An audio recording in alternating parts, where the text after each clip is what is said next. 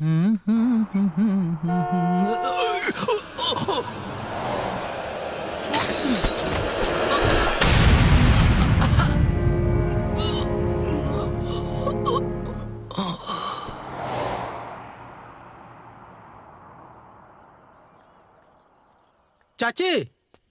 चाची चाची का? मुकेश का एक्सीडेंट हो गइल बा, जल्दी चली हॉस्पिटल में बा। लक्ष्मी,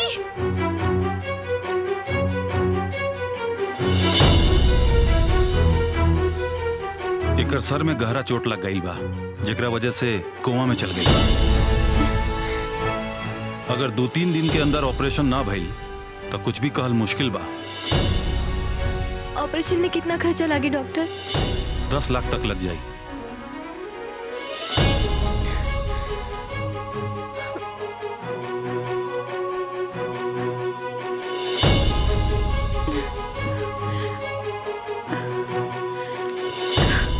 बेटा, हाँ, का भइल? मुकेश ठीक तो हो जाई ना? सुबह के अर्घ की तैयारी करो माई। छठी मैया सब ठीक कर दी है। चल।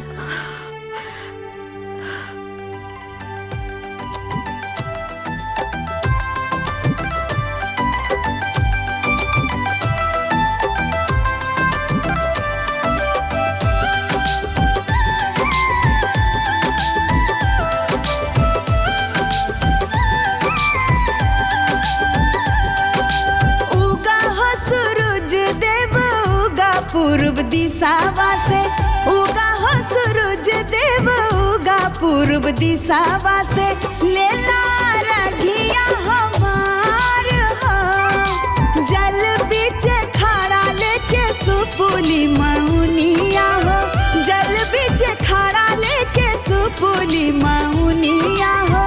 तोहरे करी ले इंतजार हो।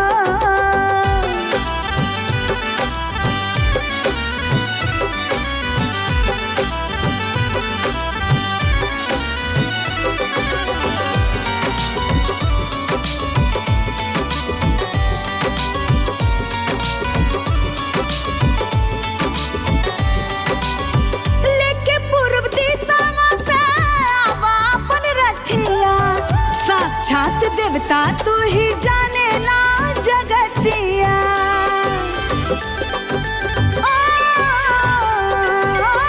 लेके पूर्व दिशा से अपन रखिया। साक्षात देवता तू ही जाने ला जगतिया। बरती के पूरा करा नाथ तू बरतिया। 10 अश्वनाथ के तू मार के ललैया हो।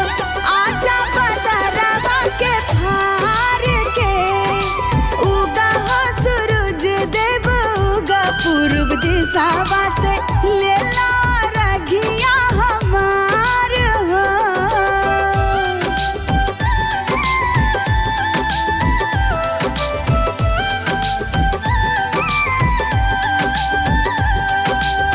केहू के भी दुख दर्द नाथ पहचानेला। एक ही बराबर हर भगतन के जानेला।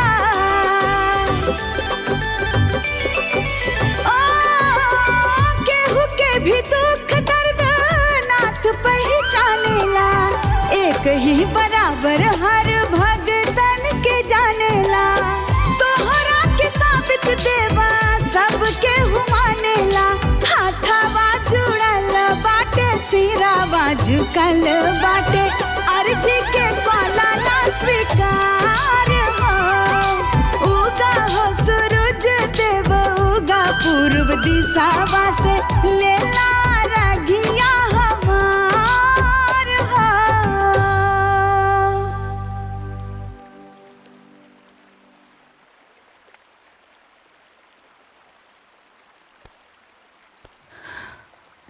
लक्ष्मी बिटिया, घरे चला।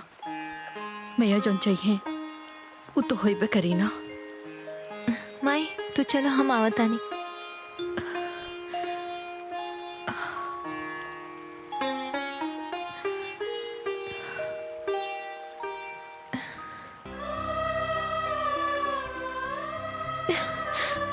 हे छठी मैया, विधि के विधान में सारा तकलीफ हमरे हिस्से में लिखल बाका। पहले बाबूजी और अब हमार भाई। हमरा परिवार के कौनो गलती की सजा दे दई।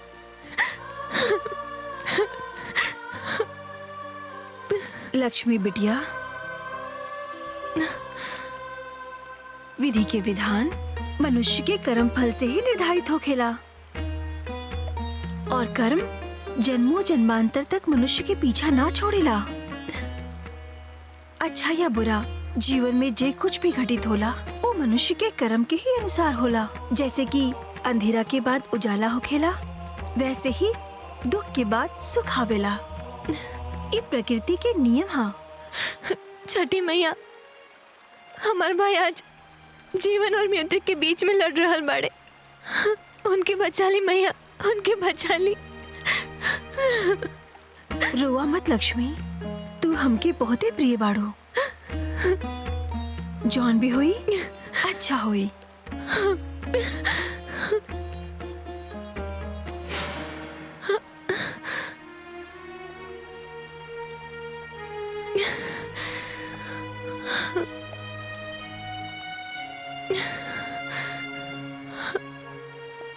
जय छठी मैया।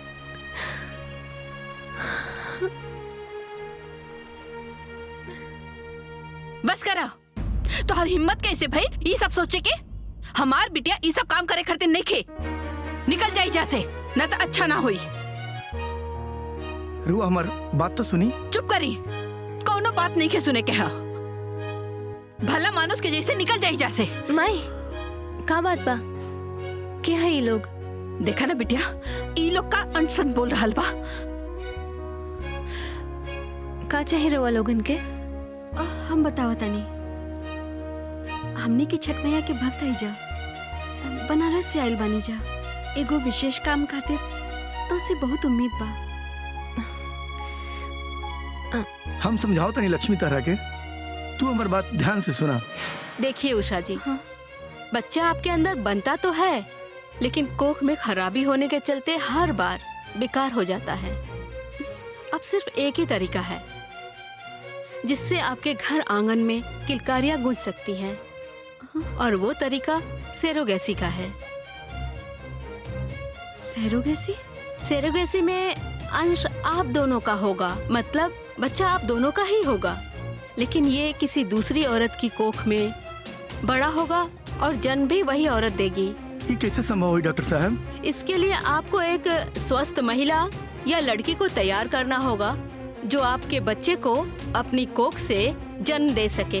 उसके लिए प्रॉपर एग्रीमेंट करके आप ऐसा कर सकते हैं। अभी किराए की कोख लेना बहुत आसान हो गया है और ये काफी सक्सेस भी है। ई गांव में हमारे उषा के दूर की रिश्तेदारी बा, और पिछला साल छठ माई के आशीर्वाद लेवे खातिर हमनी के आयल रही जा, तभी तहरा पर हमनी की नजर पड़ल और फिर तू हम दोनों के बहुत पसंद आयल रहो।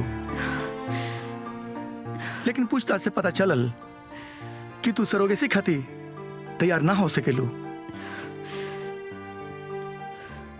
और तब से लेके आज तक पिछला 1 साल से हमने का बहुत भटकल बानी जा, लेकिन कोनो भी औरत सरोगेट माई बने खातिर तैयार नहीं के हो। लेकिन जाने लू, 3 दिन पहले ना एगो विचित्र घटना भइल। हमने के छठ घाट से मैया के हाथ जोड़ के आवत रहनी जा, तभी हमने के एगो बूढ़ माई मिलनी। बेटा, बेटा भूख लागल बा, कुछ खाए के दाना। दीदी। हाँ इला माई। पैसा ना चाहिए बेटा, हाँ? कुछ खाए के चाहिए।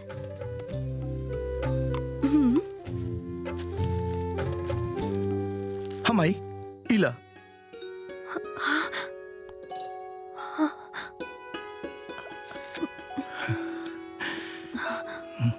पुत्र के चाह में भटक रहल बड़ा लोग ना। हाँ? हाँ? तोरा ही बात कैसे पता? पिछला साल छठ घाट पे तोहन लोग दोनों जने जोन लगी के बारे में बात करत रहला लोग ना, वह तोहर बच्चा के चाहत पूरा करी है।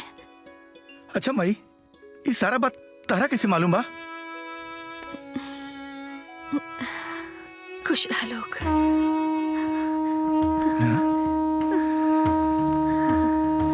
कमाल बा। हमरा पे ई एहसान कर दी लक्ष्मी बहन, हमार जीवन तो हर ऋणी रहब।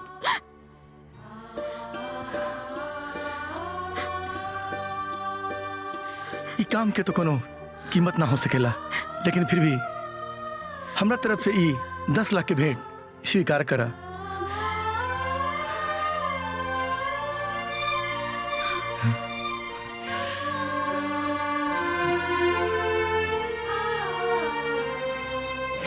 अगर 2-3 दिन के अंदर ऑपरेशन ना भइल तो कुछ भी कहल मुश्किल बा। ऑपरेशन में कितना खर्चा लगे डॉक्टर? 10 लाख तक लग जाए।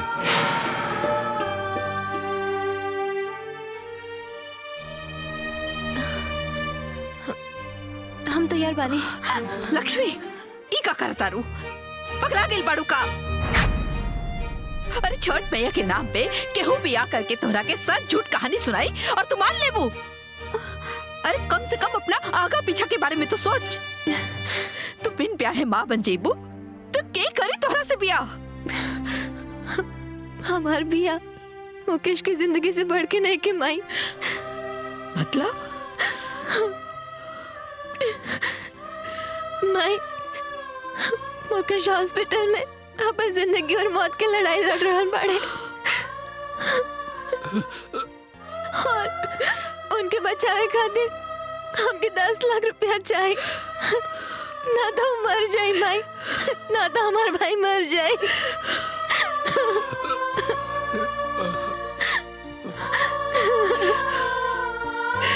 का कहता है बेटा? माई, यही से हमके 10 लाख रुपया चाहे कि चाहे। हमके हमरा जिंदगी की परवाह नहीं के माई, लेकिन अगर मुकेश के कुछ हो गए तो सब कुछ खत्म हो जाए माई, सब कुछ खत्म हो जाए। लक्ष्मी, तू सच में लक्ष्मी बाड़ू बेटा।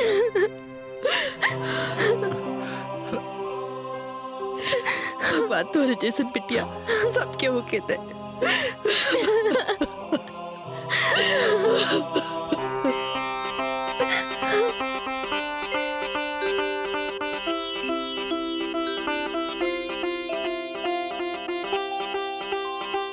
अभी खतरा से बाहर बाड़े, 2 दिन बाद घर ले जा सकेली। दीदी, ये ऑपरेशन में तो बहुत पैसा खर्चा भइल होई। इतना पैसा तालो के पास आइल कहाँ से?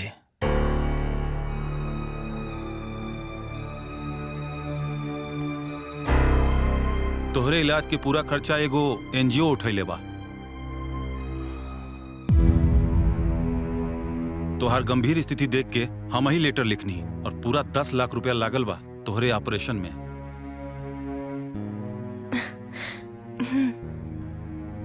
तू अभी आराम कर।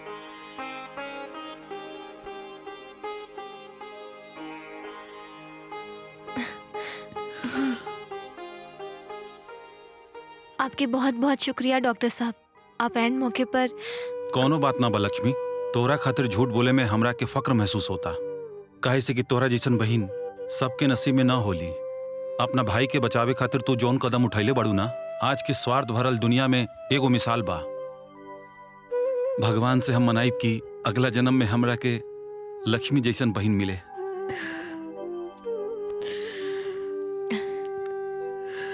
अच्छा डॉक्टर साहब, कोनो बात नहीं के। चलो।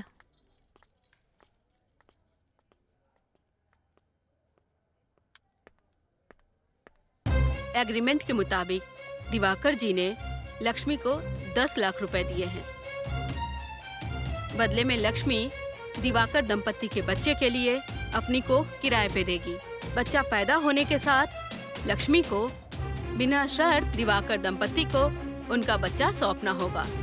ऐसा इस एग्रीमेंट में लिखा हुआ है। इस पे साइन कर दीजिए।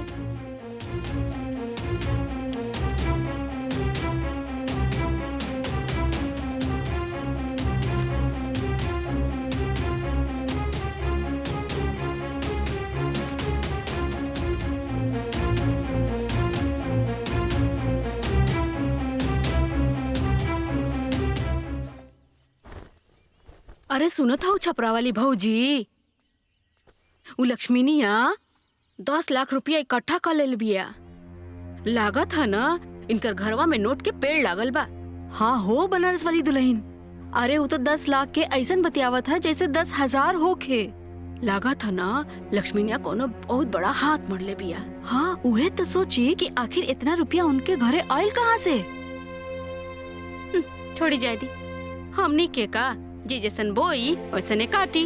ठीक ना? ठीक है, चला कहत जादा, हरु। हम हाँ, चलते चला। हैं। हाँ ठीक है। अरे ओकनी के पैसा से हमरा का काम बा हो।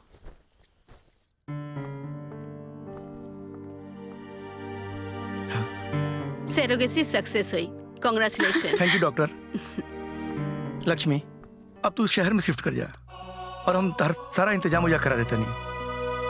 ये सही कहा तारा लक्ष्मी, ढेर मत सोचा, काहे कि जब कुछ दिन में पेट दिखे लागी ना, समाज के सवाल के जवाब दिहल बहुत कठिन हो जाई। हम बाबूजी की छोड़ के ना जा पाए दीदी। बाबूजी की देखभाल के करी? मुकेश अपन पढ़ाई के तैयारी करी कि बाबूजी की देखभाल करी? और माई के ब्लड प्रेशर तो बाबूजी की 20 किस्म के दवाई देख के ही बढ़ जाला। हम ना जा पाए। हम तोहर जज्बात के कदर करता नहीं, लेकिन कभी कभी दिल के साथ साथ दिमाग से भी काम लेवे के पड़ेला। और समाज के काबा, समाज में 10 तरह से बात उठेला, और जब समाज कुछ बोलेला ना तब पूरा ये दिल दिमाग के ना झकझोर के रख देवेला। लक्ष्मी शहर जाई दिवाकर बाबू, रउआ एकर व्यवस्था करी। ठीक बा, जब पेट दिखे लागी तो 3-4 महीना में हम आ जाए। तब तक बाबूजी के देखभाल करे खातिर कोनो आदमी के भी इंतजाम कर ले। तू आदमी की चिंता मत करा, बस सही समय पर तू हमरा के खबर कर दिया, हम इंतजाम कर दी। लक्ष्मी, तुझसे हमारे को बिनती बा, बस इतना ध्यान रखिया कि ये बात गलती से भी केहू के पता ना चले, काहे कि समाज में हमारी इज्जत तब बे हुई जब लोग के ई पता रही कि हमार बच्चा हमरा कोख से पैदा भइल बा। चिंता मत करी दीदी, हम अपना जीती जी केहू के ना पता चले थे। ई लक्ष्मी के वचन बा।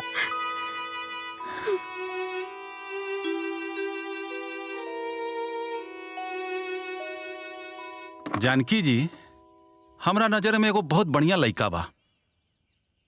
हमार मानी त रउआ लक्ष्मी के शादी लड़का से कर दी। ऐसन बढ़िया घर परिवार रउआ लोग के दोबारा न मिली, ई बात समझ ली।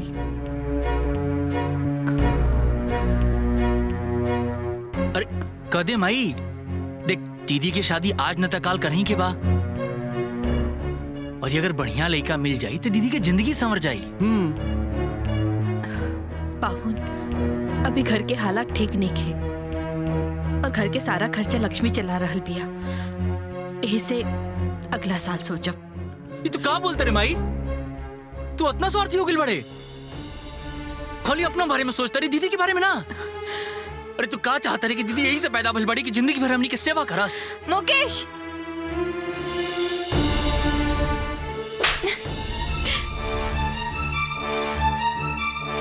बच्चा की जरूरत कब का होला और का ना होला, ई माँ से बेहतर केहू ना समझ सकेला। और तुम्हारी हिम्मत कैसे भी माँ से बदतमीजी करे के?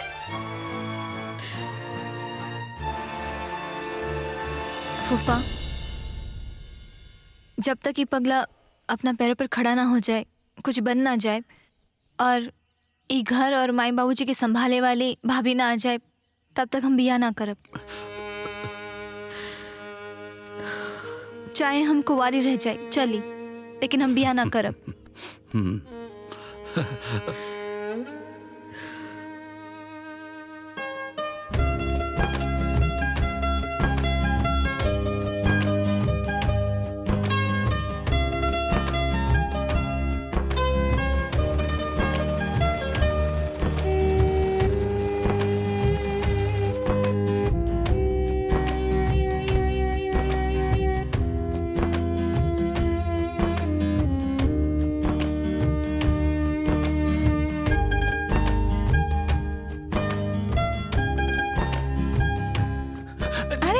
के रखा है जा। अरे दीदी अरे का करता रहो? अरे दीदी हम आज बहुत खुश बानी। का भाई कोनो लॉटरी लागल का? हाँ दीदी लॉटरी है समझ ला। हमार एग्जाम क्लियर हो गई, हमार नौकरी लाग गई। सचो? हे छठी मैया तोहर महिमा अपरंपार बा। सब पता बा दीदी, दीदी आज हम जौन भी बानी ना खाली तारे त्याग और तपस्या की वजह से बनी। और इस सपना के पूरा श्रेय खाली तारे जाता।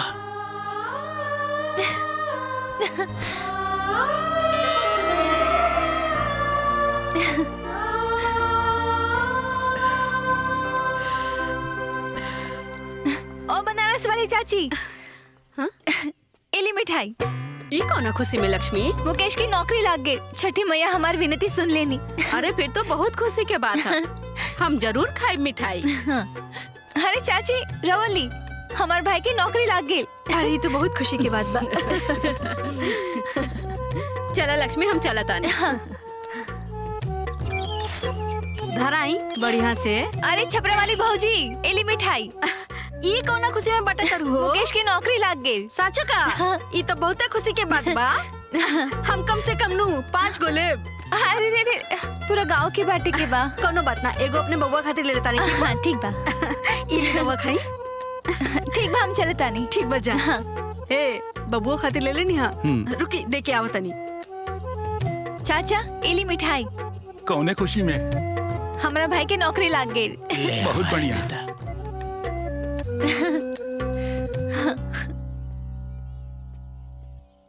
हेलो जानकी जी। प्रणाम पाहुन। प्रणाम प्रणाम। का हाल चल बा? बढ़िया बा। जी जी। ऐसन बा कि मुकेश के लिए एगो बहुत अच्छा रिश्ता आइल है नजर में। लड़की के बाप जो बानू वो एक ठो बहुत बड़का अधिकारी बा। अगर रउआ लोग कहीं तो हम लेके आ जाई। हाँ आ जाती तो अच्छा रहत। आखिर लक्ष्मी भी तो यह चाहतिया। अच्छा पाहुन, वो लोग के लक्ष्मी के बाबूजी के बारे में बतैली है ना? अरे ओकर चिंता जानकी जी रउआ मत करी। अरे वो लोग के रउआ के सरकारी अधिकारी बेटा से रिश्ता जोड़े के बा। बाकी कोनो दिक्कत नहीं खे। ठीक बा। जी जी। तो हम 1-2 दिन में लेके आ जाता नहीं वो लोग के। हाँ पाहुन। अच्छा ठीक बा, प्रणाम। ठीक बा, प्रणाम। फिकर फोन रहे? तोहरे फुफ्फा जी के फोन रहे। लड़की वाला तुहे देखे आवल चाहता। अरे माई देख, अब हमार नौकरी भी लाग गई बा। काहे ने दीदी की शादी पहले करा दिया है। अच्छा तो भाई साहब की नौकरी लाग गई बा तो बहन के भगावे के चाहता रे। ये भाई बहन के प्यार। हाँ कान खोल के सुन ल, जब तक तोहार बियाह ना होई तब तक हम बियाह ना करब। अरे लेकिन लोग का कही कि बड़ बहन के घर में होते हम शादी करल बानी। मुकेश पहले तो ये घर में लक्ष्मी लेके आवा, और जब वो लक्ष्मी माए बाबूजी के ख्याल रखे लगी तब भी लक्ष्मी यहाँ से जाई है। और रही बात लोग के, तो लोगन की चिंता ना हम पहले के लिए रही ना आगे करब। वैसे माई इनका से जीतल एकदम असंभव बा। तो जब जाना तारा तो काहे जीत करो तारा। आगे की तैयारी करो, का पता बात बन जाओ। लड़की बहुत सुंदर बिया और पढ़ल लिखल भी बिया। ए मुकेश बेटा, तू एगो काम करा, फोटो देख ला। अगर तोहरा लड़की पसंद आवे ना तो बाद में जाके मिलियो लिया। ए लाई फोटो लाई ता।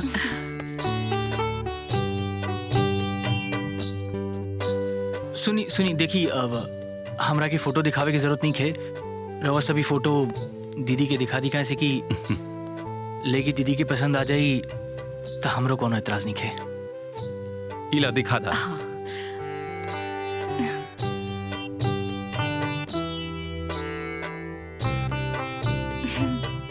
देखा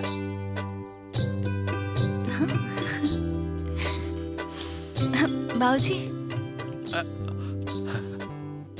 अच्छा ना। हमके रिश्ता मंजूर बा। अरे तो लगले हाथ लेन देन के भी बात हो जाए। फूफा जी रवा के तो मालूम बा ना कि दहेज लियल अपराध हुई। सोनी जी, हमार बिटिया ऐसे टूटल फाटल घर में कैसे रह सकेली? धीरज रखा लक्ष्मी जी, हम आपके विचार से बड़ा प्रसन्न बानी।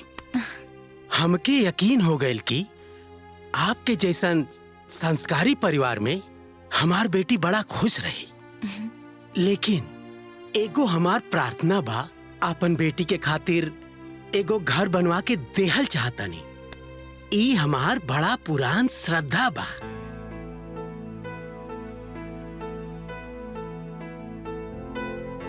प्लीज ना करी।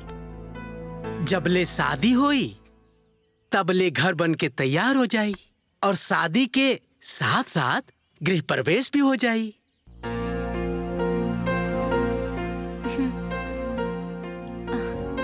जी ठीक बा। चली तब तक मंजूर हो गई लड़ुआ के बात।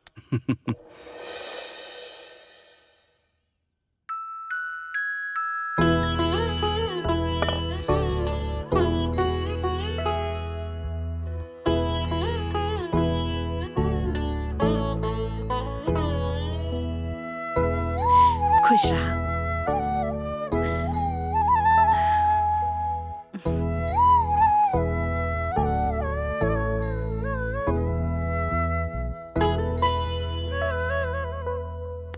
अरे ना ना।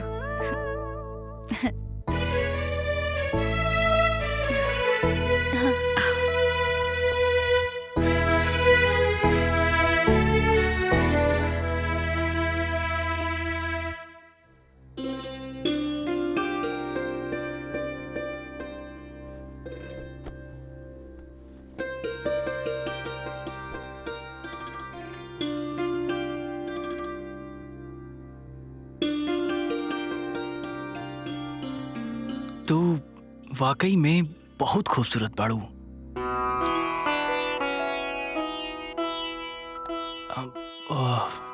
मोना, तारा से एगो बात कहे के रहे। हाँ कहीं ना।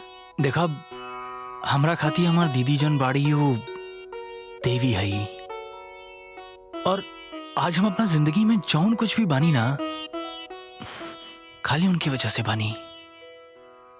और हमरा ये बात के पूरा उम्मीद बाकी जितना मान सम्मान हम अपना दीदी के देनी, उतने मान सम्मान तू उनका के देबू। जी।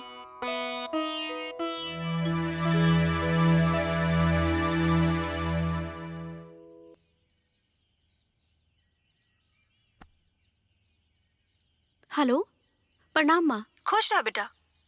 तारा पता बा, ये मुकेश तो हमार कोनो बातें नहीं सुनत। इनका पता सिर्फ उनकर दीदी के ही अधिकार बा। उनकरे हाँ में हाँ मिलावत रहले जब देखा तब। हम हुई बात के नोट केले रहनी बेटी। दामाद जी पर सिर्फ तोहरे बस होके के चाहिए, ना तो तोहार कोनो महत्व ना रही।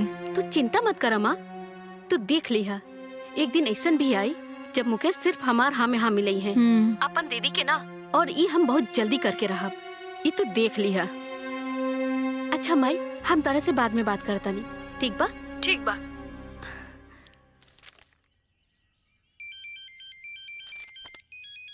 अरे लक्ष्मी, हेलो। हेलो। हाँ लक्ष्मी, कैसन बाड़ू? जी सब ठीक बा। हम ही बताए खातिर फोन कईनी हन कि मुकेश की नौकरी भी लाग गई और मुकेश की बियाह भी हो गई। अरे वाह, ये तो बहुत खुशी के समाचार बा। जी, और हमने के नया घर में भी शिफ्ट हो गए बानी जा। अरे वाह, ये तो बहुत उत्तम समाचार सुनेलू तू हमरा के। अच्छा देखा लक्ष्मी, तारा कोई चीज की जरूरत पड़ी ना तो तू बेहिचक फोन कर दिया हमरा के। जी। और हम सारा चीज ओजे इंतजाम करा दे। जी, दीदी से बात करें। हाँ, अभी हम बात कराते नहीं उषा से। हाँ, लक्ष्मी से बात कर। हाँ बहन, कैसन बाड़ू? बस ठीक बा। अब सुना हमार बात ध्यान से। अब तो के अपन ढेर ध्यान रखे के बा। खाए पिए में कोनो तरह के कोताही ना होए के चाहिए, समझ लो।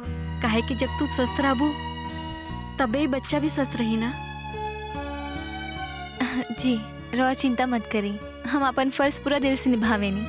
ठीक बा बहन, खुश रहा। जी प्रणाम।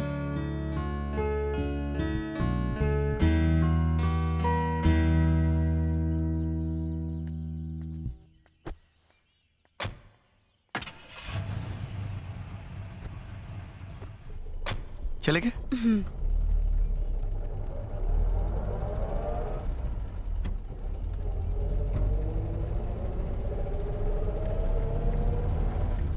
रवा के का लागता? हमने के जौन करता नहीं जा वो सही रही ना? बिल्कुल उषा, अब 9 महीना बाद हमने के अपन घर आवल जाई और साथ में हमने के अपन बच्चा हुई। जी। और माता रानी के आशीर्वाद रहल ना तो कोई के तनिक भी पता ना चली कि हमनी के बच्चा ना है। जय छठ मैया।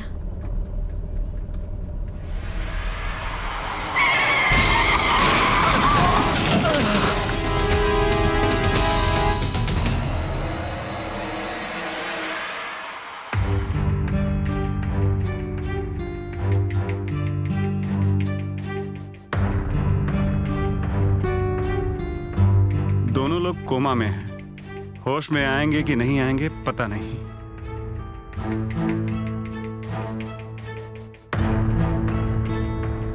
बस बस रोकी भैया। माई तू पैसा दो, हम भाभी के फोन करो। हाँ चला। मेरे हाथों में 9 चूड़ियां है, जरा ठहरो सजन मजबूरियां। हाँ दीदी। हेलो मोना भाभी, हमने की आए में थोड़ा देर हो जाए। रहुआ बाबूजी के दोपहर वाला दवाई खिला दी, एक व्हाइट वाला टैबलेट और एक रेड वाला टैबलेट। हाँ हाँ कहा ना, ठीक बात दीदी। टैबलेट खिला दिया। माय फुट। टैबलेट खिलावे से पहले हमारी वीडियो अपलोड कर जरूरी बा।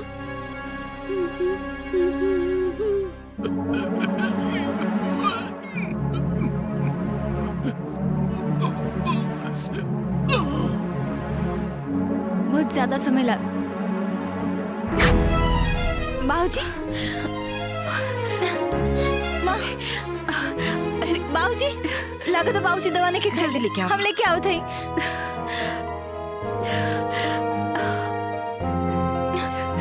माई बाबूजी पानी पिलावा। आराम से। भाभी, भाभी। हाँ दीदी। बाबूजी की दवाई ना खिलौलू। हाँ सॉरी दीदी, हम तो एकदम भुला गए रहनी। भुला गए लो का मतलब? तो के पता बना बाबूजी के टाइम पे दवा ना मिलल तो का हो सकेला? इनकी जान भी जा सकेला। तो इतना लापरवाह होकर हम क्यों ना मालूम रहे? वो दीदी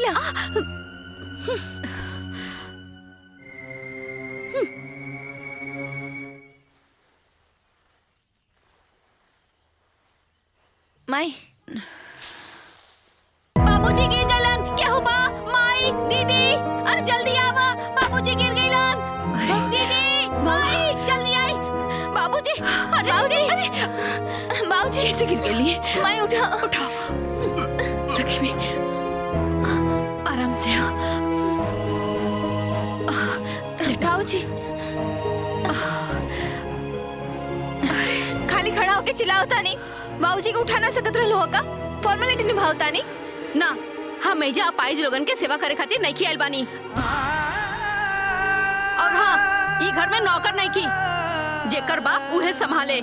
मोना ना मुकेश। भाभी नादान बाड़ी, इनके प्यार से समझाए के पड़ी।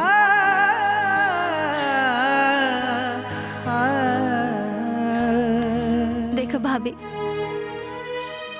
हमने की बहुत गरीब रहनी। बचपन से लेके आज तक हमने की बहुत मेहनत कही नहीं जा।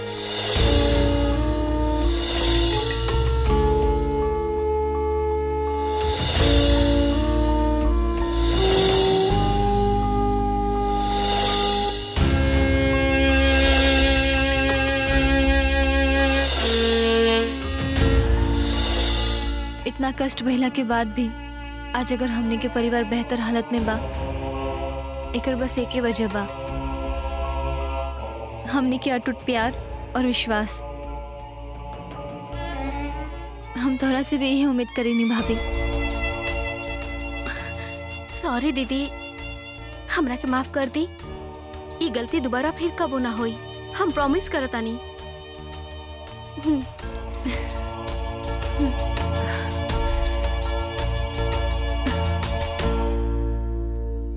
बहुत अच्छा पकड़ बनौले बाड़ू लक्ष्मी। तहरा वजह से मुकेश आज हमरा पे हाथ उठावले। याद रखब, ये बात हम कबो ना भुलाइब। हमके तो बस एगो मौका के इंतजार बा, फिर हम तहके बताइब कि हम का चीज है। बतावा, जब पड़ोस में रहत रहनी तब 10 बार आवाजाही करत रहनी, अब एक बार मिले खातिर 10 बार सोचे के पड़ेला। का कहे बनारस वाली चाची, आजकल तो ये सब जीवन में लागले रहेला। तनी दुल्हनिया के बुलाई ना माँ जी, मुँह दिखाई हो जाए। हाँ हाँ कहे ना। दुल्हन, ए दुल्हन, बहरे आवा। हाँ माँ जी। देखा तो से मिले के आइल बा। ये बनारस वाली भौजी हैं, उदेवरिया वाली चाची। प्रणाम।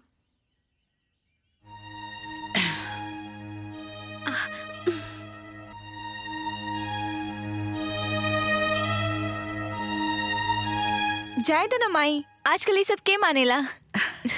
अच्छा पैर तो छुआ। हाँ। लक्ष्मी तू चाय बना के ले आवा। हाँ। कैसन लागल? हाँ देख ले। बहुत सुंदर। अब हो गई ना मुझे अम्मा दिखाई। दीदी, का भइल दीदी? का भइल?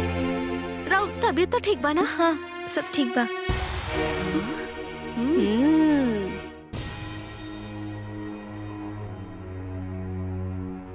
चल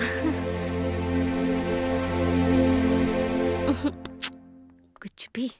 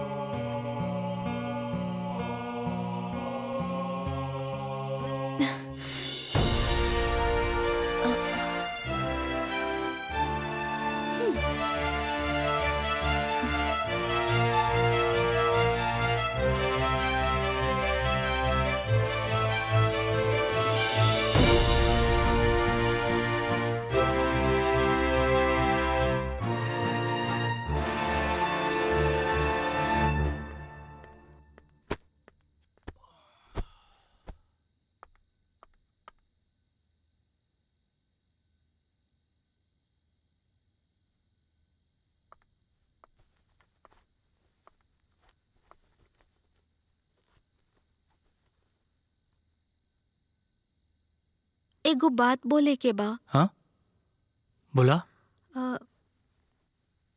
वो शायद लक्ष्मी दीदी पेट से बाड़ी।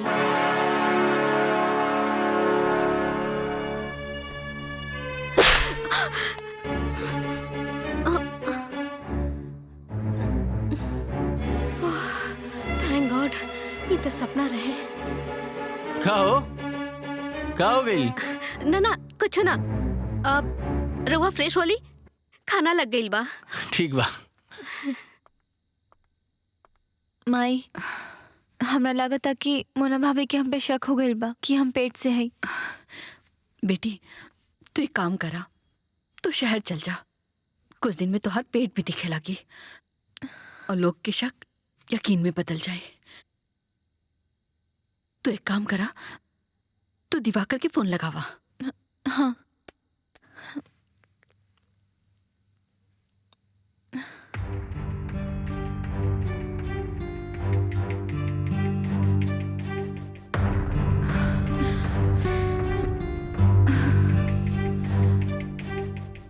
माई स्विच ऑफ आवता।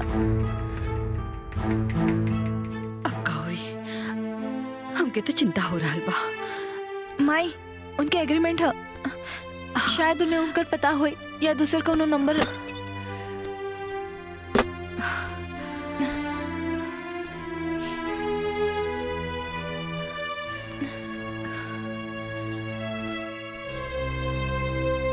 माई पेपर तो गायब बा, ओमे उनकर पता रहे। हे भगवान, अब का होई? अब तो जौन छठी मैया चाहिए वह होई। बेटा तू एक काम करा, तू यहाँ से चल जा। हम तेरे पप्पा जी के फोन लगावत हैं। ई का कहा दारू माई? कुआ से निकल के तू हमके खाई में कूद के कहा तारू। हम कहीं भी जाए पेट तो दिखबे करी ना, और सवाल तो उठबे ही करी। अब जौन होए माई सब देखल जाए। छठी मैया बेड़ा पार लगाई है। दीदी का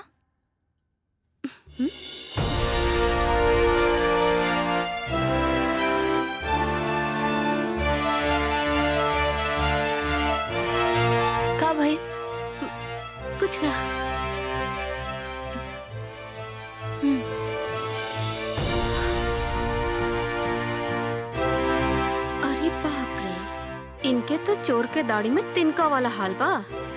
जरूर कुछ गड़बड़ बा। दाल में काला साफ साफ दिखाई देता।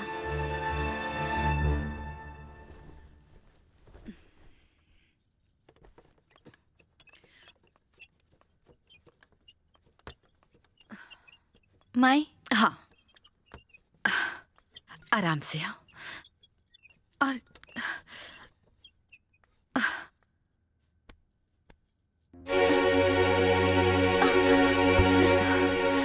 लक्ष्मी, कब बिल बेटा? कुछ ना माँ, थोड़ा सा चक्कर आ गए। हम डॉक्टर के बुलावता नहीं। ना माँ, डॉक्टर के मत बुलाओ।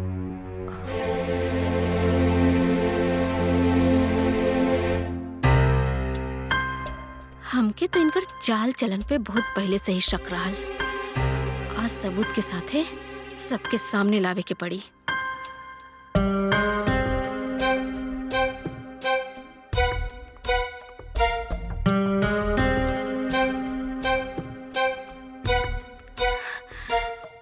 हाय पकड़ा। तारा नियन एम्प्लॉय की वजह से ही हमनी के डिपार्टमेंट बर्बाद हो रहा बा। अपन काम ईमानदारी से नहीं कर सकत। काहे नौकरी ज्वाइन के लिए बड़ा? छोड़ दो नौकरी के। चल निकले यहां से। हेलो हेलो, लक्ष्मी दीदी की तबीयत बहुत खराब हो गई बा। तू एक काम करा, जल्दी डॉक्टर के लेके घरे आ जा, कहीं दीदी के कुछ हो ना जाए। हाँ बस अभी हम आवते बनी। हाँ हाँ ठीक बा ठीक बा।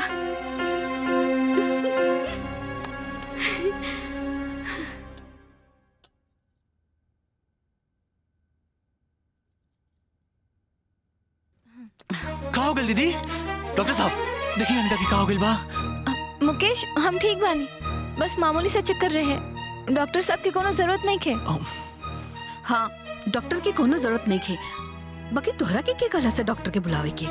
हम बोलौनी माई। अब दीदी के तकलीफ हमरा से तनिको ना देखल गई। मुकेश, डॉक्टर की जरूरत नहीं खे। डॉक्टर आप जाइए। हाँ, अरे नाना दीदी, बीमारी के कबो छोट ना समझल जाला, कबो कबो छोट बीमारी बड़ हो जाला। हम कहनी ना, हम ठीक बानी। देखा दीदी, ऐसा मत कहा। मोना ठीक कहा तारी। हाँ। छोट मोट लापरवाही से भी ज्यादा नुकसान हो सकता। डॉक्टर साहब वो देखी ना दीदी के। पर मुकेश, हम ठीक बानी। देखी ना। मुकेश,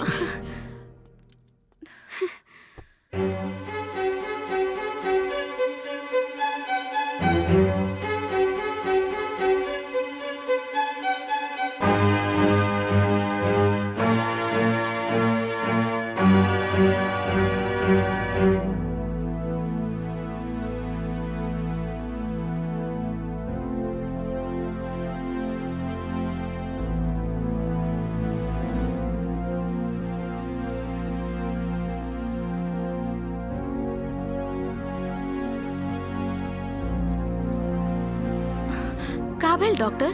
लक्ष्मी पेट से है।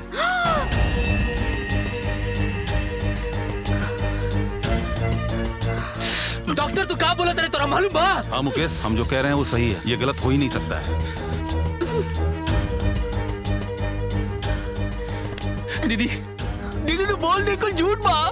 बोल दे दीदी। कुछ कुछ बोलत काहे नहीं गई?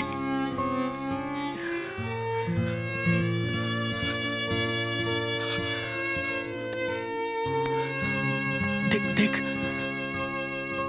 तू हमरा के बताओ, हम तो शादी करवाई बोले कैसे? भाई कुछ कुछ बोलत काहे नहीं गई? माही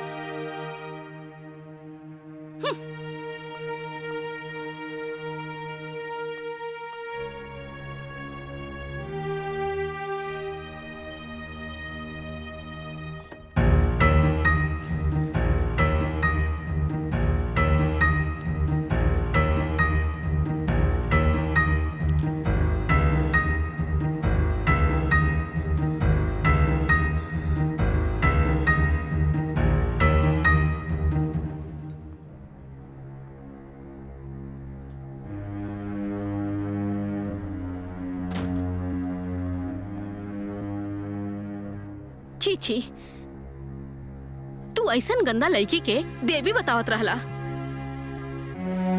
पता ना हमार माई बाबूजी कैसन नीच खानदान में हमार शादी करा देलन। हमार तो जिंदगी बर्बाद हो गई और तू ऐसन नीच लड़की खातिर हमरा पे हाथ उठावे जात रहला। पता ना कहां से मुंह काला करवा के आइल होई। अरे चुप हो जा मुन्ना, हमार दिमाग ऐसे ही पगलाई बा।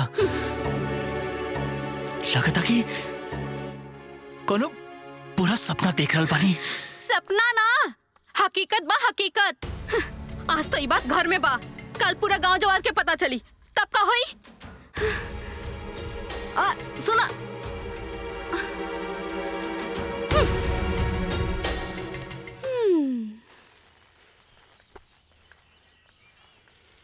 कहो। अरे पूनम, काल लक्ष्मी के घरे आयल रहलू और हमरे घरे नहीं खेलू। अरे उ लड़का के स्कूल से ले आवे के रहे ना, यही से ना पाऊनी। अब तो आ गई नहीं ना, अब खाली बतिएबे करबो कि चाहे पानी देबो। अरे मोना दुल्हन। हाँ जी चाची, यहाँ आवा। कैसन बाड़ू भाऊजी? ठीक बाड़ी। अरे काल डॉक्टर साहब आयल रहे ना, लक्ष्मी बिटिया की तबीयत खराब बा का? अरे ना ना भाऊजी, उनकर तबीयत ना, उनकर चरित्र खराब बा। बाप रे बाप रे, हमके तो लगा था पेट से बड़ी। पता ना केकर पाप हुई।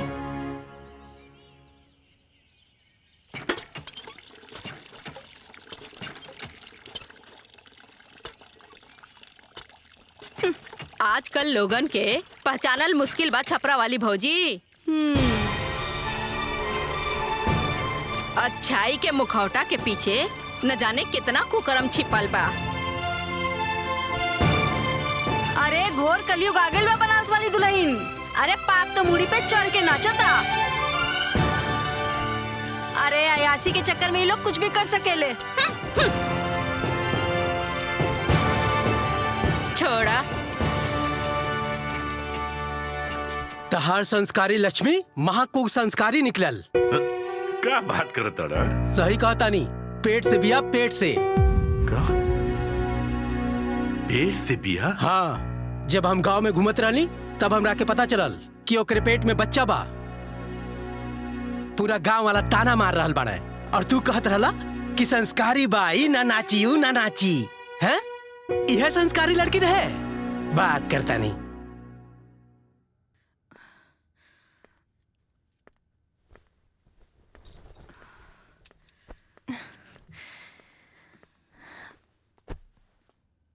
डॉक्टर साहब, सब ठीक तो बा ना? जी बिल्कुल, बच्चा सही है और उसका ग्रोथ भी अच्छा है। थोड़ा सा विशेष ध्यान देना पड़ेगा, खान पान का, रहन सहन का, मॉर्निंग वॉक, एक्सरसाइज, ये सब पर विशेष ध्यान देना पड़ेगा। और मैं इसके लिए थोड़ी सी कुछ दवाइयाँ, विटामिन्स लिख देता हूँ, उसको सही समय पर खिलाते रहिए।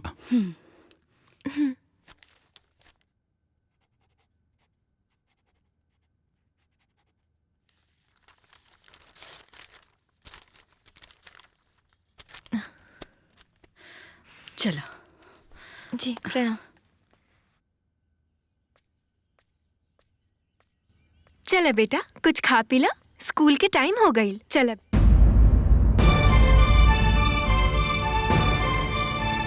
छी छी छी छी छी, ई सवेरे सवेरे कौन कुलच्छनी के मुंह दिखा देले भगवान। पता ना आज हमार पूरा दिन कैसे कटे। बरनी मारो कहाँ से आ जाले। ए बनी, चल यहाँ से पापी लोगन के सामने ना रह के। चल भीतरी चल। न जाने कहाँ से आ चले। हट, चल रे।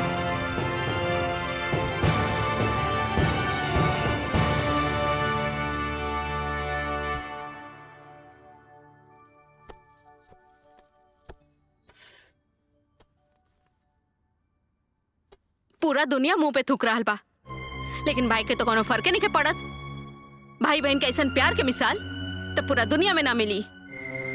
उ नीच पेट में पाप लेके ऐसा घूम रहल बाड़ी कि जैसे कोनो मेडल मिलल बा। ओकरा जगह पे केहू दोसर रहित तो अब तक ले जहर खा के मर गइल रहित, लेकिन वो बेशरम कहीं के। छी छी छी छी। का भेल बेटा? होई का एगो नाचे गाए वाली अपन मुंह काला करवावे और नाक कटे पूरा खानदान के। ई नीच की वजह से ई घर के सुख चैन सब खत्म हो गइल बा।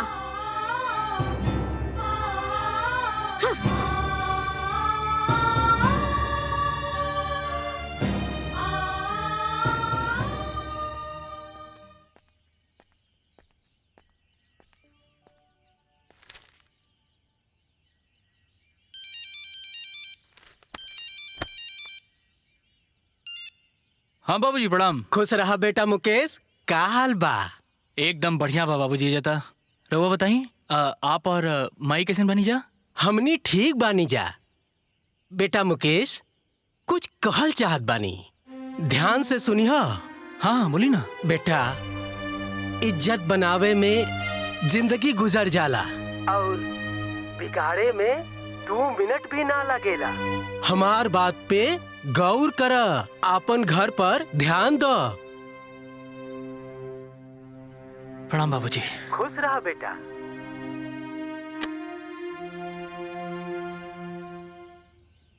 अब हमरा से बर्दाश्त नहीं के होत। तू अपना आपके काहे सजा दे रहल बाड़ू?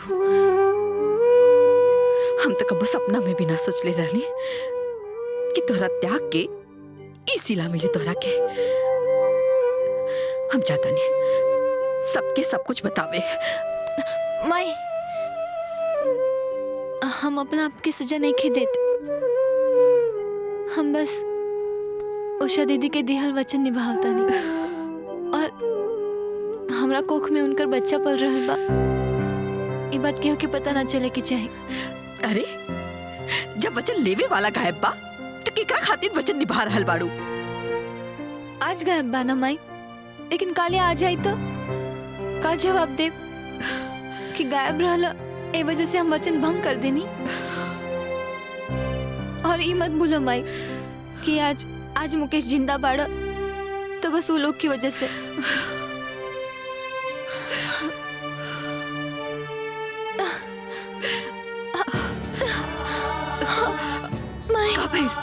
माई पेट में दर्द होता। अरे माई लागता लड़का होके के समय आ गई। तू धीरज रखा, हम मुकेश के बुला के लेके आवत आनी। तू धीरज रखा।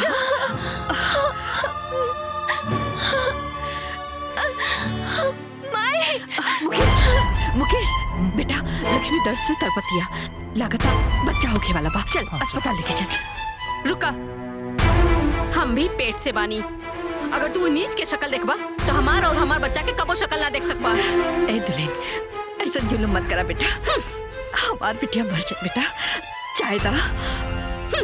हमार बला से काल मारे के बाद आजे मर जाए, कम से कम बदनामी से तो पीछा छूटी। मुकेश चल ना बाबू।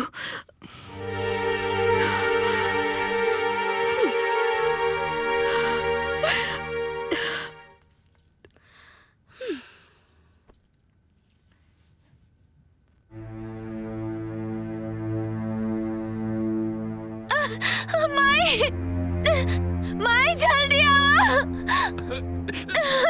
बेटा तनी हमारी मदद कर दा, हमारी बिटिया बहुत तकलीफ। अरे हमके तो पहले से ही लेट होता, जाए रहुआ के और के देख ली।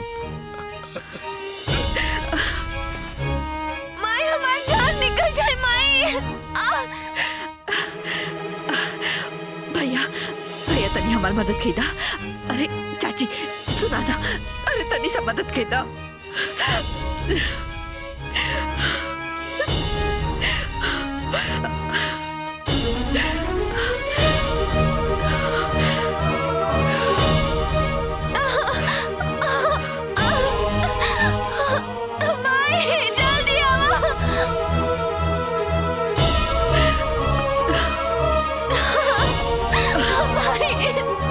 कुछ ना हुई लक्ष्मी, कुछ ना हुई।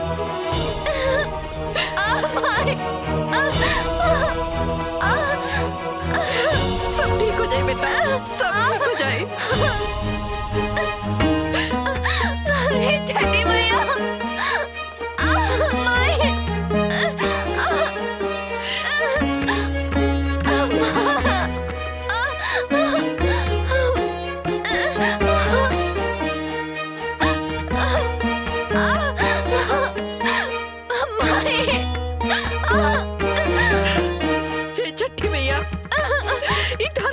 अन्याय बा।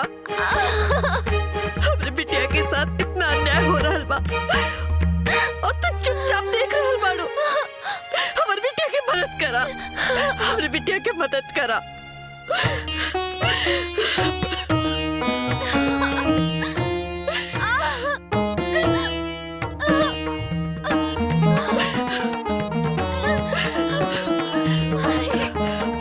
पर्दा कहाँ लो?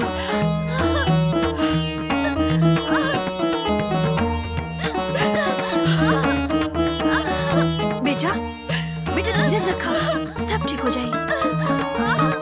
हाँ लक्ष्मी, सब ठीक हो जाए। धीरज रखा। सब ठीक हो जाए बेटा, धीरज से काम ला।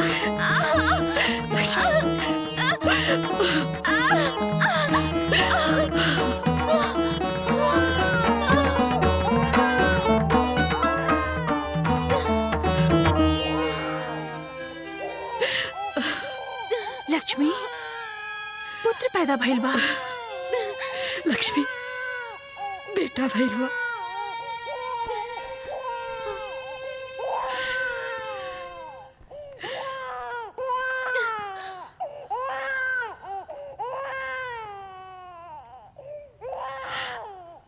इला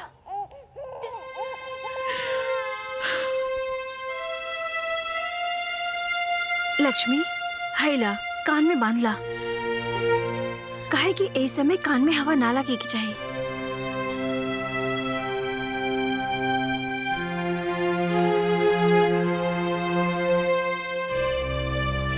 हम राउर एहसान जिंदगी भर ना भुला पाए।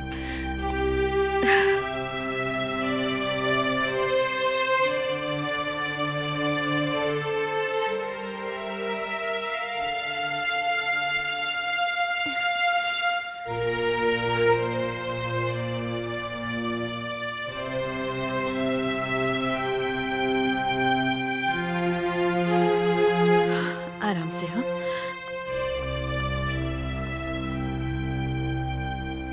कान खोल के सुन ली। ये उल्टा पापी ये घर में तना रही। दुल्हन, ऐसे मत कहा। ऐसे हालत में लक्ष्मी कहाँ जाए? कहाँ जाई? काहे? ओकरे लगे जाई जेकर पाप तू लोग ढो रहल बाड़ा। मोना ठीक कहा तारी।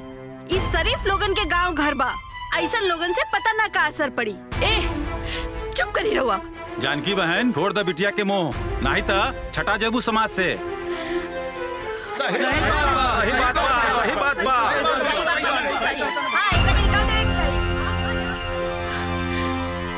मुकेश, बर्दाश्त करे के भी हद होला माई। ई कलंकनी की वजह से आज हमनी की इज्जत माटी में मिल गइल बा। जमुना के 2 पैसा के औकात नहीं खे, उ सब आके हमनी पे हंस के जा रहल बा। चुपचाप बोल दी कि एजा से निकल जाए, ना तो हम एकरा के धक्का मार के बाहर निकाल देब।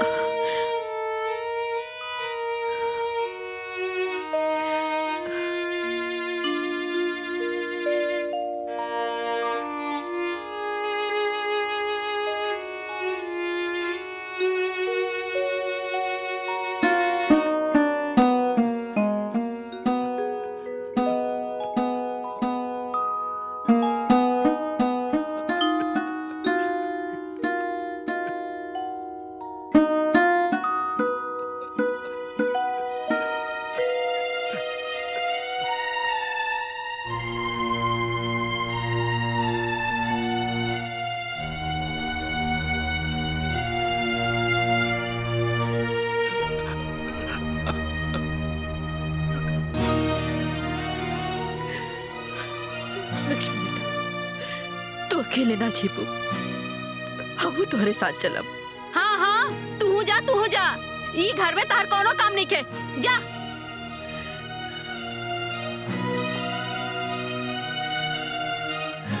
अरे रुका, इनकरा के भी ले जा।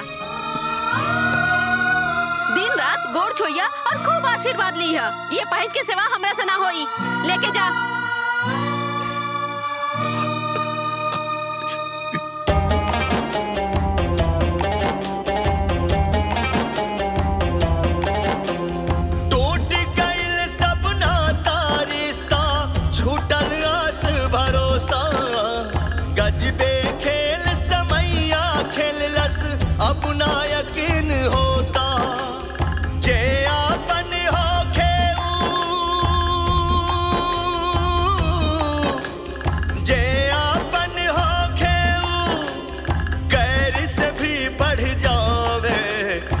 समैया रे गजबे रंग दिखावे। अब आज से ये पूरा जमीन जायदाद हमार भई और ये घर के मालकिन सिर्फ हम बानी।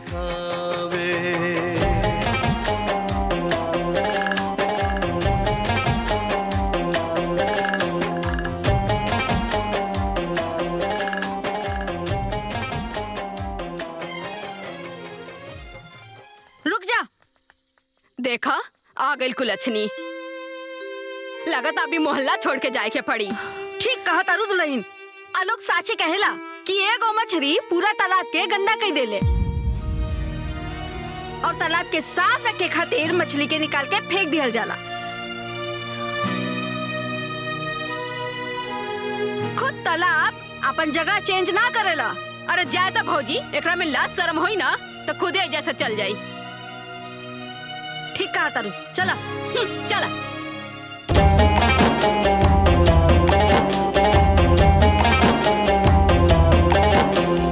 नैना के संग आंसू हमरो सब सपना बह गइल। सब अरमान के महल अटारी अचके में ढह गइल। हो नैना के संग आंसू हमरो सब सपना बह गइल। सब अरमान के महल अटारी अचके में ढह गइल। लागी जिंदगी कवन किनारा, अब न बाटे कौनो सहारा। लागी जिंदगी कवन किनारा, अब न बाटे कौनो सहारा। कदम कदम पर ठोकर लागे, कदम कदम पर ठोकर लागे, कौनो ठोर न पावे। समैया रे गजबे रंग दिखावे। समैया रे गजबे रंग दिखावे।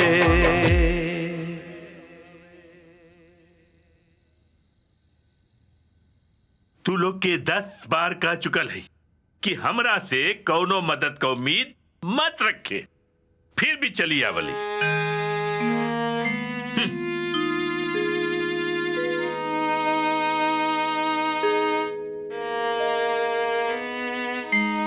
हे छठी मैया, तोरा रहते हमरा खातिर सब दरवाजा कैसे बंद हो सकेला? कौनो रास्ता दिखाई।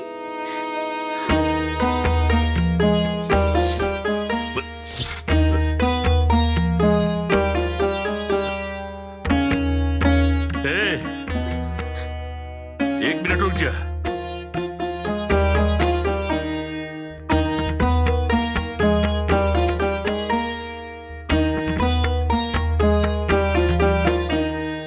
हैला चाबी। गांव के बहरे ना हमारे एगो घर खाली पड़ल है, उहे जाकर रहा लोग।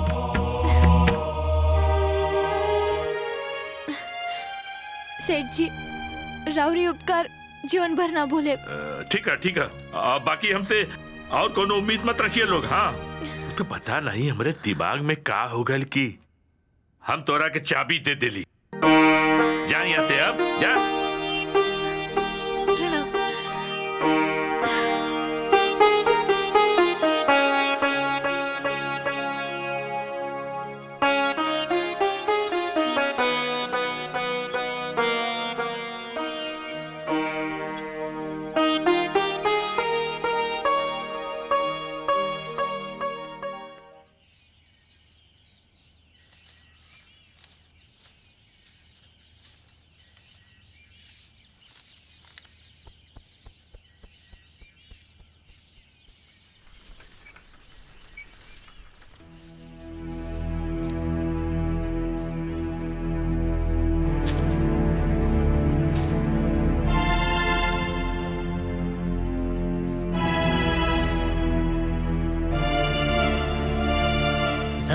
ये तुहार बहू भेजली है अब कहले बाड़ी कि लक्ष्मी के हमारे घर में कोनो सामान ना होके के चाहिए। दिवाकर, तू कौने जन्म के बदला लेला हमरे बिटिया से? हमरे बिटिया के जिंदगी बर्बाद कर देला। भगवान करे कि तू बर्बाद हो जा। दिवाकर जी के काहे दोष देता रो माई, जब अपन ही नसीब खराब बा। चिंता मत करो, छठी मैया सब ठीक कर दी है, हमके पूरा भरोसा बा। मैं हम कोनो छोट मोट नौकरी ढूंढ ले, ताकि बाबूजी के दवाई के खर्चा और घर के खर्चा हम निकाल सके। तो चिंता मत करो।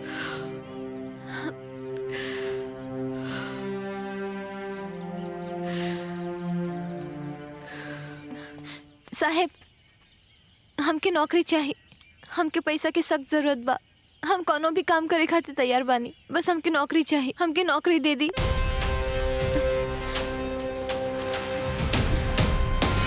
ई का करता नहीं साहेब? फिलहाल तो हमरा लगे ही है वो काम बा। हमके खुश कदा रकम जौन तू कहा।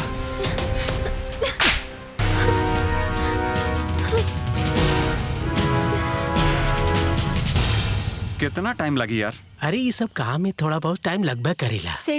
सेठ जी हमके नौकरी चाहिए, पैसा की सख्त जरूरत बा। हम झाड़ू पोछा बर्तन सब कुछ कर ले। तू तो अच्छा करे के लगत हो, पढ़ल लिखल हो। हाई स्कूल पास बानी सेठ जी। अरे वह लड़की है भैया जौन कुंवारे पेट से रहे। चला चला बाद में यह बन काम हम नहीं खे। मगर सेठ जी हमके कह दिली एक बार जा, बन काम ना बा।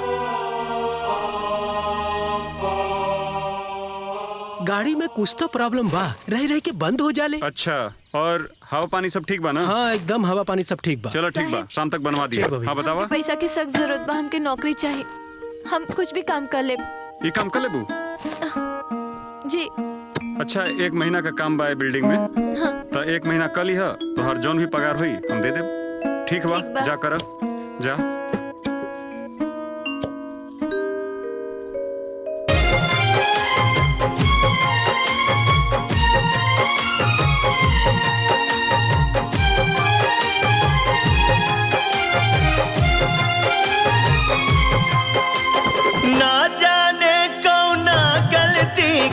किस्मत बदला लिहलस, जकरा खातिर खुद के लुटवनी उहे ठोकर दिहलस।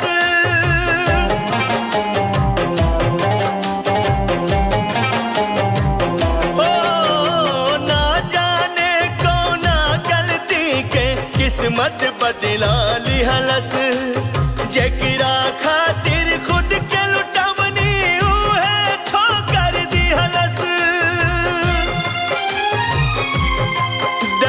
लगिए गईल हो, खुशियाँ कोयला भइल हो।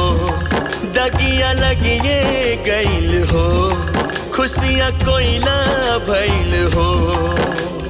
कुहू की रह जाए मनवा, कुहू की रह जाए मनवा। अखियाँ लोर बहावे समैया रे, गजबे रंग दिखावे समैया रे, गजबे रंग दिखावे।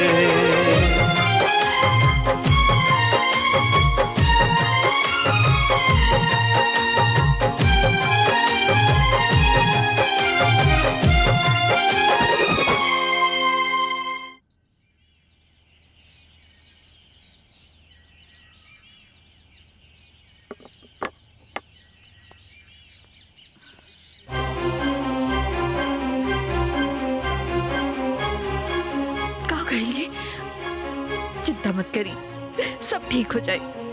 लक्ष्मी कहीं भी है ना, ओकरा के कोनो काम मिल जाए और राउत दवाई ले आई।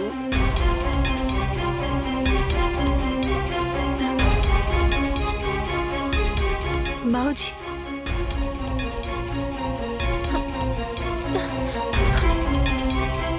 बाबूजी, बाबूजी की दवाई के इंतजाम हो गई माई। एगो बढ़िया नौकरी लाग गई बा। अब घर के खर्चे में कोनो दिक्कत ना है। अब सब ठीक हो जाए। हाँ।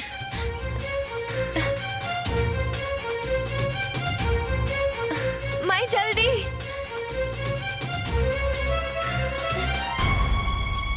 हाँ बाबूजी।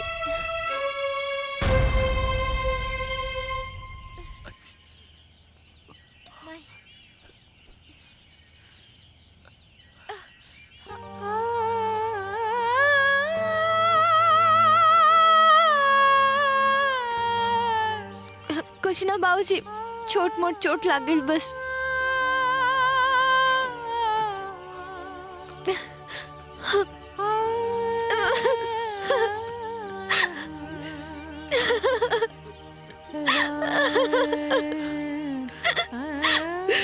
का छठी मैया तोरे भक्ति के ये सिला हो जोन हाथ मेहंदी से लाल होके के सपना देख ली हो, उहे हाथ ईट पाथर के चोट से लाल बा। का इहे दिन देखे खातिर तो हर जिंदगी भर भक्ति कैलस। हे छठी मैया तो सच में बाड़ू की ना कि खाली ईट पाथर की मूर्ति बाड़ू जो दुनिया तोहरा के देवी के दर्जा दे रहल बा। चुप रह माई, एका बोल रहल बाड़ू। छठी मैया के शक्ति पे शंका मत करो। तो बस हमने की परीक्षा लेता रही, ये दिन जल्दी बीत जाए। हे छठी मैया हमरा के माफ कर दा। हमर बिटिया के दुख हमरा से देखल नहीं गई। हमरा के माफ कर दा माई, माफ कर दा।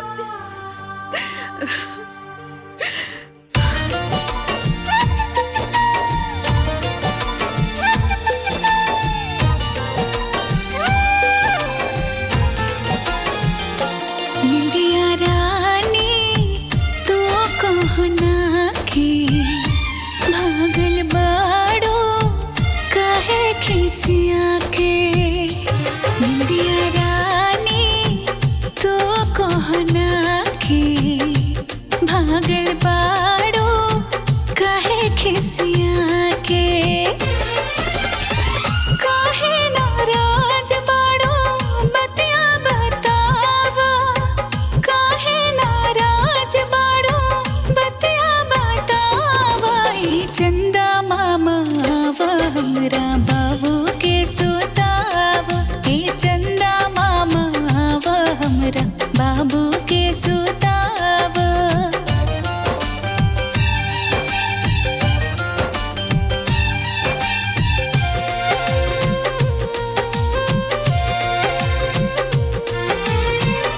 देख के तो होके दुखवा भुला जाइले, तोहरा हौसला से हम सुकून पाइले।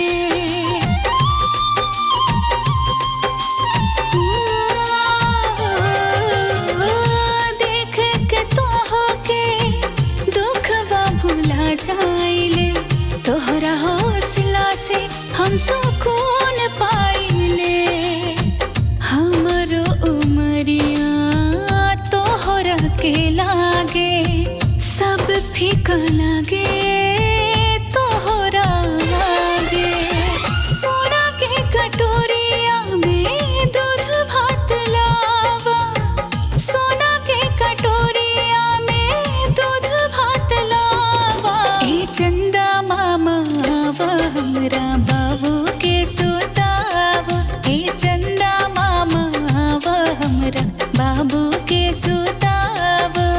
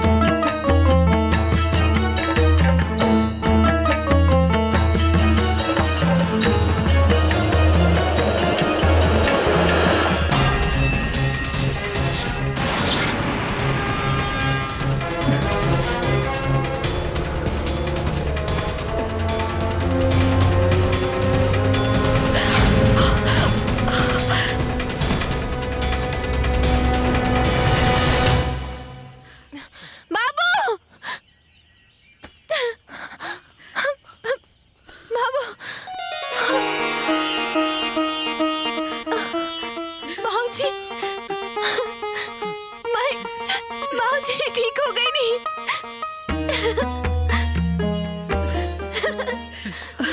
अरे रुआ ठीक हो गई नहीं। हम ठीक हो गए बनी, हम ठीक हो गई नहीं, हम ठीक हो गई नहीं।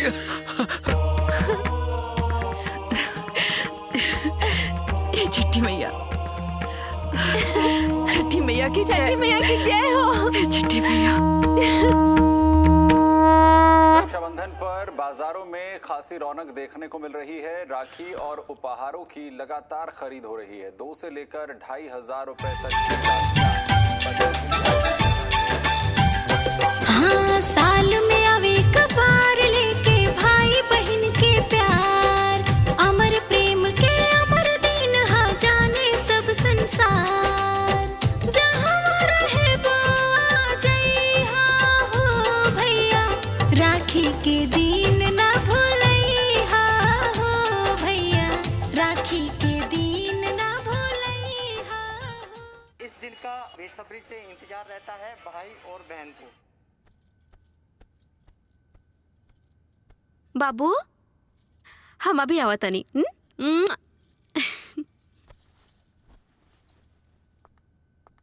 बच्चों के लिए कुछ खास राखियां हैं, आप जो तस्वीरों में देख पा रहे हैं, जो बहनें हैं, क्योंकि 3 दिन का अवकाश होने के चलते कुछ बहनें हैं अपने कह सकते हैं काहे ओकरा बारे में सोच के रउआ मूड खराब करत बानी।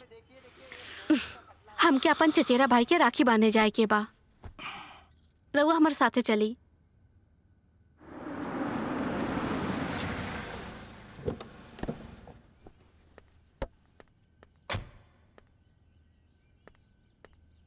लक्ष्मी, लक्ष्मी, जानकी जी कहाँ बनी? अरे अरे ऐसे कैसे मुंह उठा के घर में घुस रहल बाड़ा? कोनो तमीज बाकी ना? के बाड़ा तू? जी माफ करब, हमारा नाम दिवाकर है और हम लक्ष्मी जी जानकी जी के परिचित हैं। परिचित? लक्ष्मी कहाँ बड़ी? ऊ कलंकनी से हमनी के कोनो रिश्ता नहीं खे। जाके देखा के हुआ और के साथे मुंह काला करवावत होई। अरे हम लक्ष्मी जी की बात कर रहल बानी, और वही लक्ष्मी जी जौन भक्ति गीत गावेली। ये नया वाला घर उनकरे है ना जी? उनकरे घर बार वो सही घर में आइल बनी। दुर्भाग्य से वो उल्टा हमरे बहिना, लेकिन ओकरा के हमनी के घर से बाहर ही निकाल देले बनी जा। ये का कह रहल बनी रुआ? तू अपन देवी जैसन बहन के घर से निकाल देला? देवी? अरु कोनो देवी में भी ना है जे बिन बिहाई माई बन सकेले। ओकरा के देवी ना उल्टा कहल जाला, उल्टा। पता न कोनो के पाप अपन कोख से जन्म देले बाड़ी। अरे वो हमार बच्चा है, हमार लक्ष्मी जोन बच्चा के अपना कोख से जन्म देले बाड़ी ना, वो हमार खून है, हमार पत्नी के। अरे तू लोग का कैला लोग? एक निर्दोष पर इतना बड़ा लांछन! हे भगवान! एक मिनट, मतलब तू का कहल चाहता रहा? हम लक्ष्मी के कोख किराए पे ले रही। किराए पे? और जो बच्चा के जन्म देले बड़ी ना, वो बच्चा उनकर ना, हमार बच्चा है, हमार खून।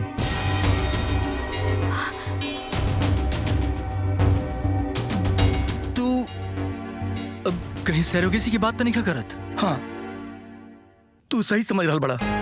सरोगेसी, हम वही सरोगेसी की बात कर रहल बानी। लक्ष्मी हमार बच्चा के सरोगेट माई बाड़ी। ये तू का बात करता रहा? दीदी सरोगेट माई काहे बनले? लेकिन तुहर जान बचावे खातिर, काहे कि तहर ऑपरेशन खातिर 10 लाख रुपया की जरूरत रहे, और हम सरोगेसी के बदले उनका का 10 लाख रुपया देले रही। और आज जब तू जिंदा बड़ा ना, आज वही पैसा के देना। लेकिन दीदी आखिर हमरा से झूठ काहे बोली? ये काहे कहली कि हमारा ऑपरेशन एगो एनजीओ की मदद से भइल बा? शायद वो हमार पत्नी के दिहल वचन तोड़ना पहली। एक बहन अपन कोख किराए पे चढ़ा के अपन भाई के मान सम्मान के ठेस पहुंचाओ ना चाहत रहे, यही से वो एनजीओ से झूठ बोल ली। ये हमसे कहोगे, ये हमसे कहोगे, कहोगे, कहोगे हमसे। हमार बहन हमरा कहती है इतना बड़ी कुर्बानी दे दिलस, अगर के घर से बाहर निकाल देनी। भगवान हमरा के कभी माफ मत करिए, हमरा के नरक में भी जगह मत दिया भगवान।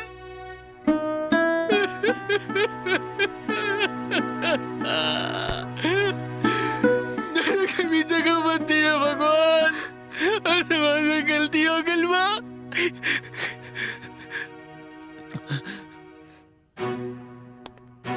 तो पहले ये बताओ कि अगर 1.5 साल तक अपना बच्चा के लेवे खाती काहे नहीं ले तो? अरे हम कैसे आई थी? हमारा एक्सीडेंट हो गई रहे, हम और हमारी पत्नी कोमा में रह जा, और आज भी हमारी पत्नी कोमा में भी आ। और जब हमरा होश आयल तो हमरा बच्चा के याद आयल और हम बेतहासा दौड़ के आई नहीं। ना एकरा पे भरोसा मत करिया, ये हमनी के साथे धोखा कर रहा बड़े। ये हमरा संग धोखा नहीं के करत, तू हमरा संग धोखा के लिए बड़ू। कैसे की अगर तू हमरा से झूठ ना कहती, हमरा पे भरोसा करी तो हम अपना दीदी के बहुत नोट करती। लेकिन हमरा मालूम बा हमारी दीदी भी कहाँ हुई। हम अपने दीदी के पास जाइब ओकरा के ढूंढब, ओकरा कौन पे पड़ब, हमरा के जरूर माफ कर दी, हमरा के जरूर माफ कर दी दीदी। मुकेश, हे भगवान, ये हमरा से इतना बड़ा अनर्थ कैसे हो गया? माफ कर दी हमके। अरे महाराज का चिंता कर रहा बाड़ा? अरे लक्ष्मी से बढ़िया गायक दई ल तो के। हाँ का ठीक है हम बाद में बात करब, बतिया ले बात में। अरे बेटा तू लक्ष्मी के बारे में का सुना था नहीं बाबूजी? एकदम सही सुन ले बाड़ा, लक्ष्मी ना गलत रास्ता चुन ले बिया। लक्ष्मी और कोनो गलत रास्ता ना बाबूजी, ये बात हम कोनो कीमत पे ना मान सके नहीं। ना मान सकेला तो जाके अपनी आँखी से देख ला ना। हमनी के जोन पुरनका घर हो वही में अपने दुधुआ बच्चा और अपने माँ बाप के साथ रह दिया, जाके कुछ देख ला। ए सुना ए रवा, हमरा के एक बात बतावा, तू लक्ष्मी में काहे इतना इंटरेस्ट लेत बाड़ा? यही बदे शहर से आयल बाड़ा का?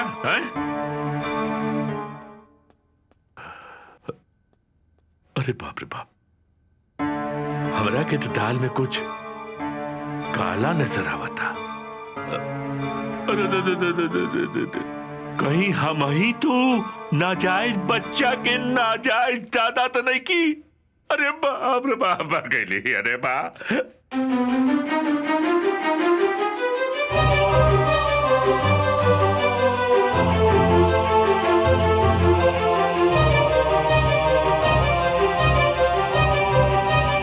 साल में आवे एक बार लेके भाई बहन के प्यार, अमर प्रेम के अमर दिन हो, जाने सब संसार। जहाँ रहे आ जइहा राखी के दिन ना भूलइहा हो ये भैया, राखी के दिन ना भूलइहा हो।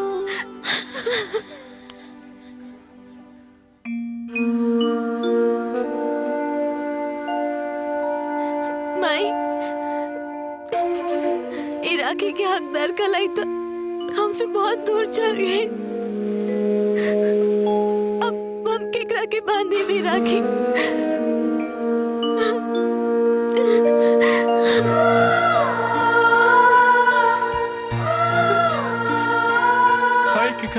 राखी भी तो सुना बा दीदी, बहुत देर राखी।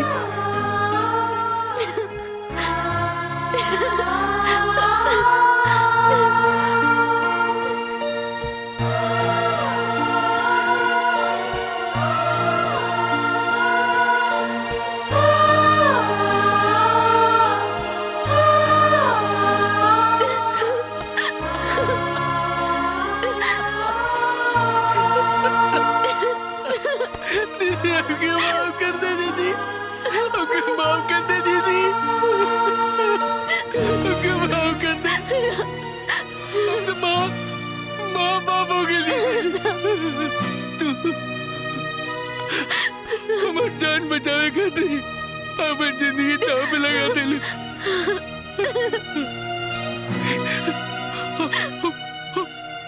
तेरे जिंदगी के नर्क बना देने दुनिया वाला के भाषा बोल लगनी थी। भाई बहन के रिश्ता ये बदनाम कर देनी, भाई बहन के रिश्ता के नाम पे कलंक बनी थी। तुम मार मार मार भाई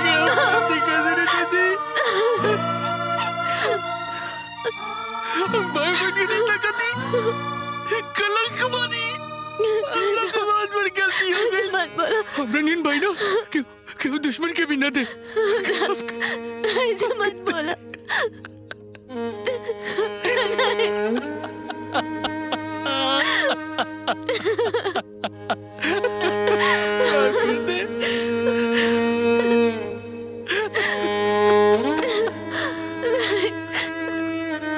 हमके बता, तोरा से ही सब क्या कहला?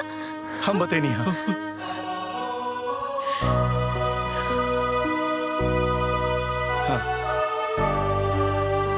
दिवाकर जी आप? हाँ लक्ष्मी, ये बहुत लंबी कहानी बा। हमारे एक्सीडेंट हो गिल रहे, हम और हमार वाइफ काफी लंबा टाइम से कोमा में रही जा। जब हमरा होश आइल तब फिर हम अपन बच्चा लेवे खातिर तार नया वाला मकान पर गिल रहे। फिर मुकेश से सारी बात हमरा मालूम चलल और इनका साथ हम इजा चले नहीं। हमरा के हमार बच्चा दे दे लक्ष्मी, हम अपन बच्चा लेवे खातिर आइल बनी।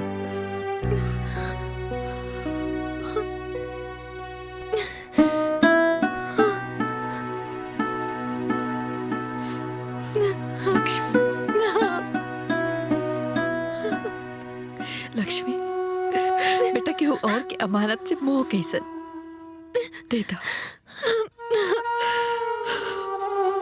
दे दो।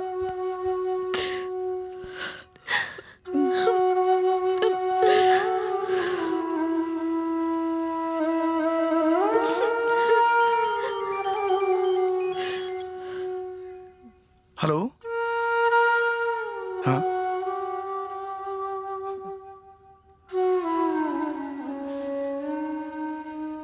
हॉस्पिटल से फोन आइल बा, उषा के होश आ गइल बा।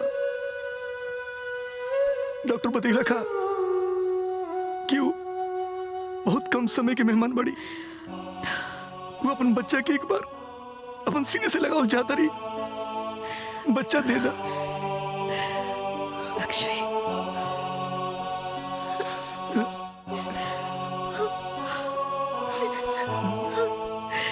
हम एक बार उषा के देखे के चाहता नहीं। आओ लक्ष्मी।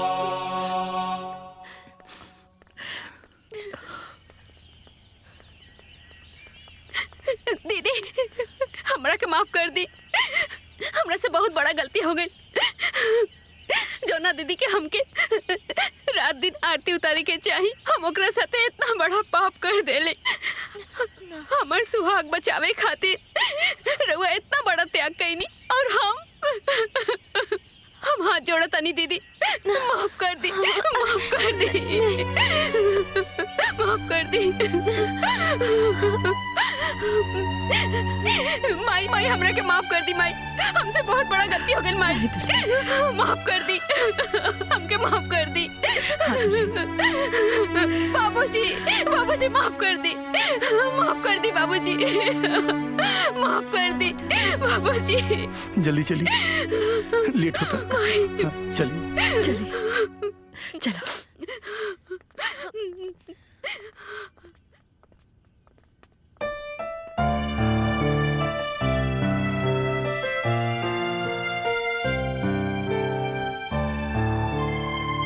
उषा, अपन मुन्ना उषा, अपन मुन्ना आइल बा उषा।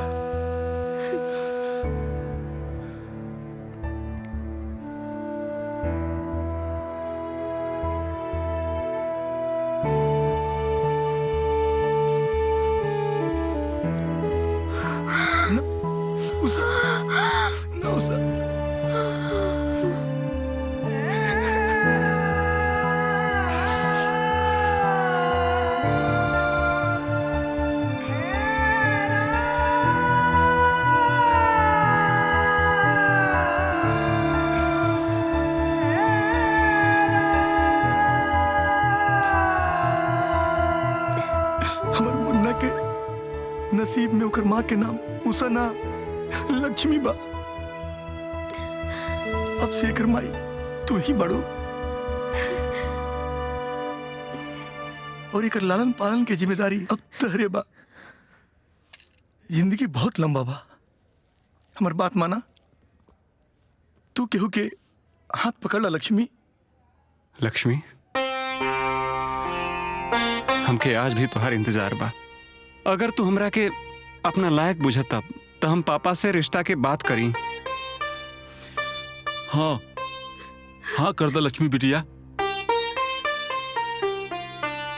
शायद छठी मैया की यह इच्छा होके।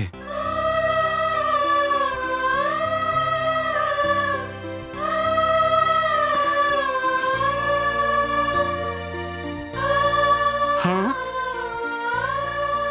हम अपने पापा के फोन करता नहीं। हे बेटा, फोन लगाए का कोनो जरूरत नहीं के। हम सब बात सुन लेनी। लक्ष्मी बिटिया सचमुच लक्ष्मी बिया और हमें तोरे ऊपर गर्व है कि तू एकरा के अपना लेला। लक्ष्मी बिटिया, आज तक हम तोरे साथ जौन भी गलत व्यवहार कैनी, जौन गलत तोरा के बोली, ओकरा खातिर हमरा के माफ कर दिया और लक्ष्मी के रूप में हमरे घरे आ जा।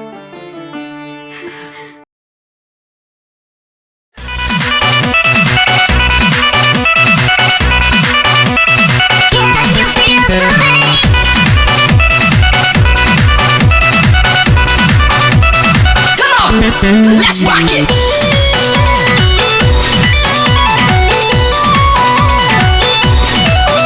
इहा चक्कर नहीं चली जाके देखा तो सरगली, हम खाए नहीं देव तो के प्यार के मूंगफली। इहा चक्कर नहीं चली जाके देखा तो सरगली, हम खाए नहीं देव तो के प्यार के मूंगफली। भगवान ही बनते अकल दे दो, लंका हम ही जा रहे हैं। जाने हमारा समस्या के हल दे दो, जब सिंहो बारू नसी गमल दे दो।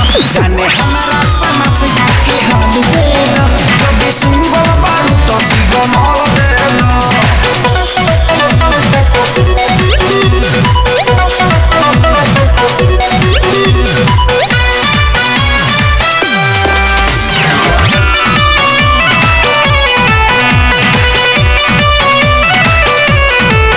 झूठे करेला टाइम बेकार, हम हो खब नहीं दैया। ए झूठे करेला टाइम बेकार, हम हो खब नहीं दैया। ऐसे करो न चोन्हाए सोना, कोना में आवाना। सच्चा होई हम आशिक तोहार, हे जाने तड़ा पावाना। इके मुए खाते चिरुआ भजल देता, अंजुरिया को ठुक दो बुरी मार के मर जाए। जाना हमारा समस्या के हल दे दो, जब सिंगल बारू दसी गमल दे दो। जाना हमारा समस्या के हल दे दो, जब सिंगल बारू दसी गमल दे दो।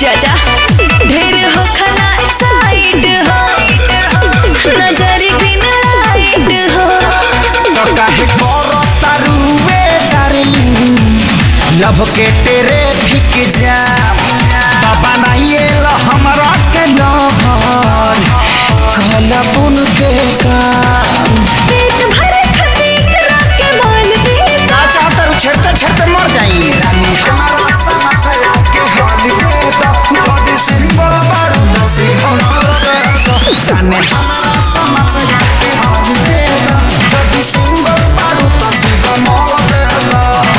काहे हमरा में पिलुआ पड़ल बा